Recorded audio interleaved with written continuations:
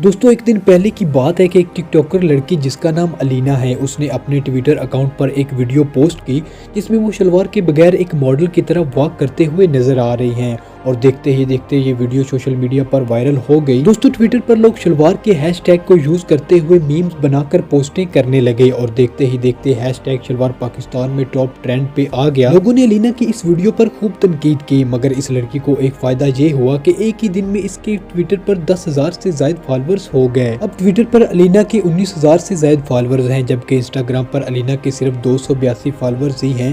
दोस्तों अपने Instagram account पर भी इसने एक पोस्ट की थी जिसमें लिखा था कि ये 2021 है और आप अभी भी शलवार पहन रहे हैं, और इस पोस्ट के कैप्शन में उसने हैशटैग शलवार का यूज भी किया था। दोस्तों इस पर एक सोशल मीडिया यूजर ने अलीना की वीडियो शेयर करते हुए कैप्शन में लिखा कि इस लड़की के एक ही दिन में शलवार के बगैर वीडियो अपलोड करने से 10,000 से ज्यादा फॉलोअर्स हो गए हैं, और साथ ही में इसी बात पर सवाल किया कि क्या ये इस्लामी जमहूरिया पाकिस्तान है। दोस्तों आपको क्या लगता है कि इस लड़की का बगैर शलवार के वीडियो पोस्ट करने का मकसद क्या हो सकता है?